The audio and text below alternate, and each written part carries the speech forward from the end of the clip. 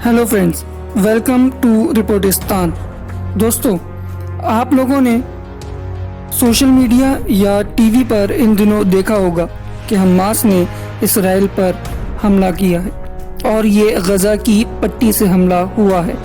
जवाबी कार्रवाई में इसराइल ने हमास के मजलूम लोगों पर और निहत्थे लोगों पर, बूढ़ों पर, बच्चों पर और ख़वातीन पर भी मिसाइल और गोला बारूद की बारिश की है और केमिकल हथियार भी इस्तेमाल कर रहा है। तो दोस्तों, सबसे पहले हम आज की वीडियो में इस तनाज़े का पस मंज़र देखने की कोशिश करते हैं और इस पस मंज़र को हमने 10 पॉइंट्स में डिवाइड किया है।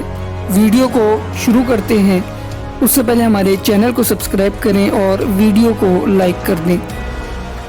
दोस्तों, इसका पहला पॉइंट है हिस्टोरिकल रूट्स, यानी तारीखी जड़ें। इस तनाज़े की तारीखी जड़ें 19वीं सदी के आखिर में मिलती हैं, जब फ़लस्तीन में यहूदी मुहाजिरत हो रही थी, जो कि उस वक्त ऑटोमन एम्पायर यानी उस्मानी सल्तनत का हिस्सा था और उस टाइम तेज़ी से यहूदी इस इलाके में आबाद हो रहे थे आके। इसका दूसरा पॉइंट है बरतानवी मैंडेट, यानी पहली जंग अजीम के बाद आलमी तंजीम लीग ऑफ नेशंस ने फ़लस्तीन को हुकूमत करने के लिए बरतानिया को दिया, जिससे यहूदी और अरब कम्युनिटी के दरमियान तनाज़े में इजाफे का सबब बना। और थर्ड पार्ट है यूएन पार्टीशन प्लान। 1947 में मुत्तहदा कौमों ने फ़लस्तीन में अलग अलग यहूदी और अरब रियासतों की तकसीम का मंसूबा पेश किया, जो यहूदी रहनुमाओं ने कबूल किया मगर अरब रहनुमाओं ने रद्द कर दिया। तो दोस्तों, चलते हैं चौथे पॉइंट की तरफ, जो है इसराइल का क़याम। इसराइल ने 1948 में अपनी इस्तिक़लाल का ऐलान किया, जिससे इर्द गिर्द के अरब रियासतों के साथ जंग की शुरुआत हुई। इस जंग से आर्मी की जानिब से इसराइल का क़याम हुआ। और पांचवा पॉइंट है फ़लस्तीनी रेफ्यूजी क्राइसिस।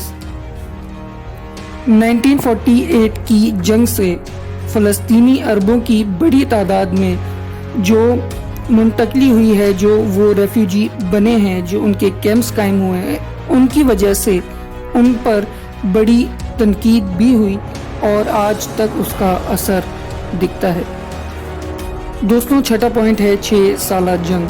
1967 में इसराइल ने कई अरब ममालिक के खिलाफ मुख्तसर मगर फैसला आराई जंग लड़ी, जिसकी बिना पर वो मगरबी बैंक, मशरिकी यरूशलेम और गज़ा पर कब्जा कर लिया।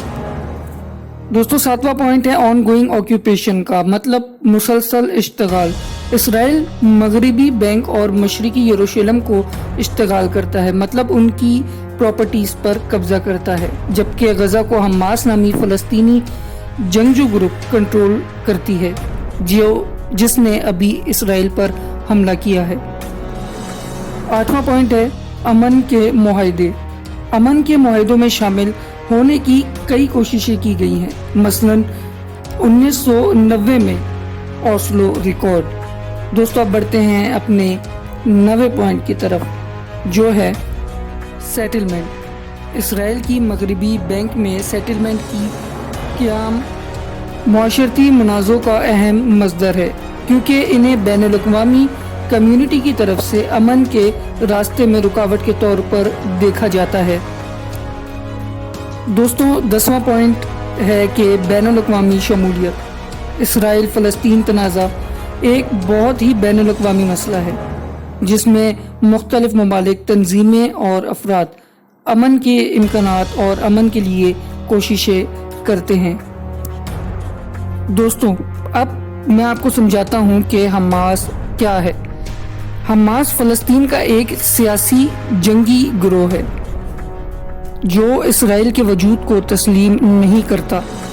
हमास ने 2006 के इंतखाबात में फ़लस्तीन के गज़ा का जो इलाका है उसमें इलेक्शन जीता और हुकूमत बनाई।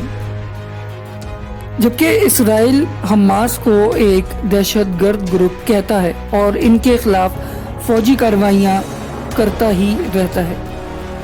حماس فلسطین کے ایک حصے جس کو غزہ کہتے ہیں اس میں تعلیم، صحت جیسے کئی شعبوں میں خدمات فراہم کرتا ہے، اور حماس کو غزہ اور ویسٹ بینک یعنی فلسطین میں بہت مقبولیت حاصل ہے۔